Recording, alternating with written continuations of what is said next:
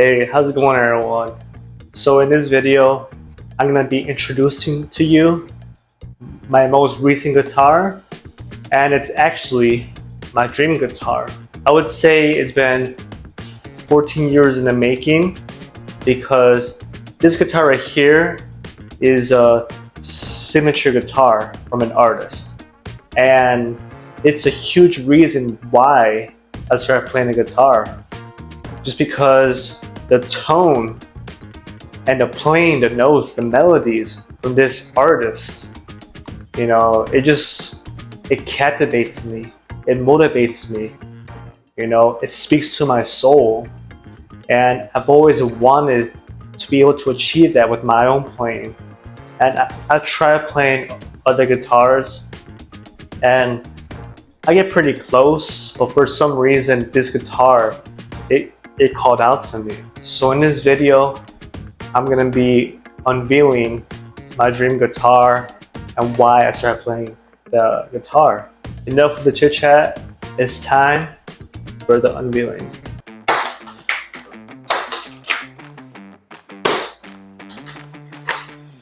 Now you can check it out. There it is. This is a PRS Santana Retro from 2022. It has 24 frets, and as you can see, it has a Santana headstock, which is a balanced. You have the eagle, and you have the ohm symbol. And as I mentioned before, this is a 10 top, orange 10 top. And the pickups are Santana pickups, and it's a huge reason why I wanted this guitar as well, because of the tone. I tried other guitars from PRS and I'm unable to get that tone. All gold, and it's all beautiful. It has a three-way pickup. Right here is the volume, here is the tone, and you can see the inlays, one inlay there, two inlays there, and then you can see the birds with so the outer edges are, I believe they are the mother of pearls, and inner is the abalone. And let's check out the back. Yeah, pretty standard right there. Just the front is, it attracts eyes' attention. And it also comes with a whammy bar and other tools. So yeah, it's pretty simple, but once you play it, it captivates. So here it is. I got this at Chicago Music Exchange here in Chicago. I got this a week ago. However, it's been almost a month in the making. One day I went on a website and I came across a listing. What was pretty new. It was for this. I've always wanted this model and this color, and especially if it was a 10 top. So a 10 top is basically the top 10% of the batches for the guitar. In this case, it was for the Santana model. And as you can see, the lines are fairly even. So it has a consistent pattern. On this side, well, not so much, but this is the top 10% of the batch of the woods. So I was pretty lucky to be able to come across this. I would say it's like fate and destiny, because the price was also, it was expensive, but it wasn't a brand new price. A guitar brand new, over I would put it over $6,000 at the moment. It actually is over $6,000.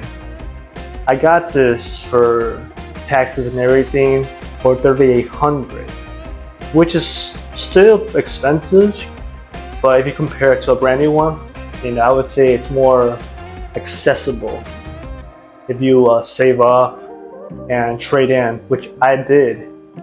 I had a 1959 Epiphone ES355, which is a really great guitar. It's beautiful, it felt good, it played well. But for me, I wasn't an ES player. My dream guitar, the artist that I looked up to, who I wanted to emulate and learn from, was PRS Santana. So this is my dream guitar, and I traded in for that. A little bit of the story or the backstory of how I was able to get this guitar. Before I play this, I bought another guitar besides my ES. I bought it last year actually. I started playing again the guitar just last year. I actually had a PRS Santana, a student edition of this, because like I said, he's like my inspiration. It was an artist I wanted to emulate and learn from. So before I got this, I bought the SC Santana, then I traded in the SC Santana for this guitar. This right here is a PRS S2 Bacardi 594 10th year anniversary. What makes it special is that this guitar has US pickups. Before this guitar, all other models of the S2 line had imported pickups, which were the same as the SC, the student editions. So these right here are 5815 LT pickups, and if you compare it with the imported pickups, these are more, it's hard to put into words, but it sounds better. It doesn't sound as muddy.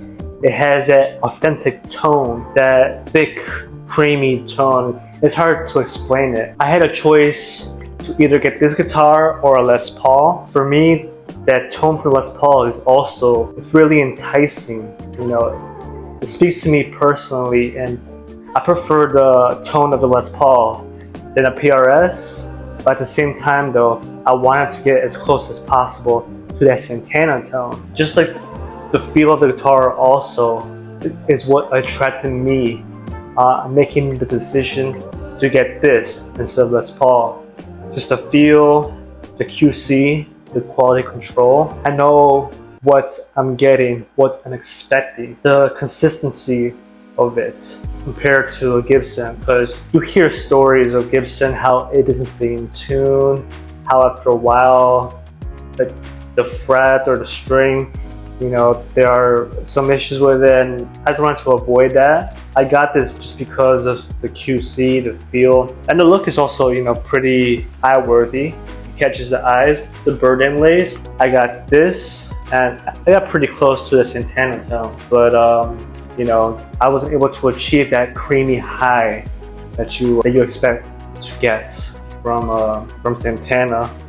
Overall though, I'm pretty happy about this, and I think I'm gonna keep this for life, but you never know. But for me, this guitar, it holds significant value because it's my first American guitar, and it's also pretty pricey.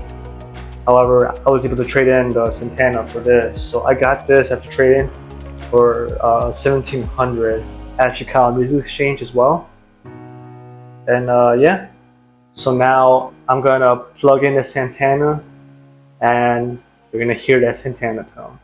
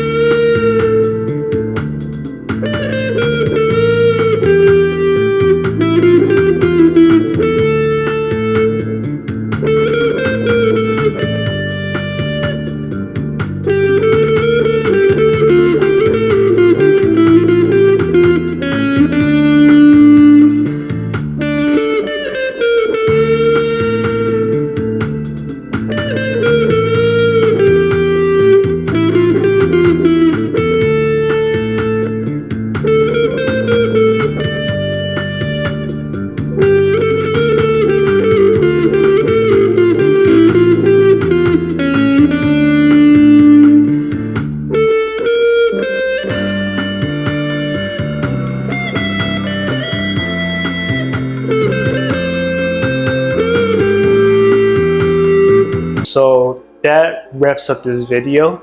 I'll be comparing the Santana with McCarty.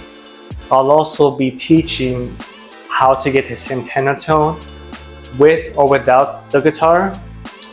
As I said before, I had a McCarty and I was still able to achieve that Santana tone or get as close as possible. So I'll be showcasing that. And yeah, if you have any questions or if you want a video, just feel free to comment down below. And if you can, please subscribe and share. And I'll catch you on the next one.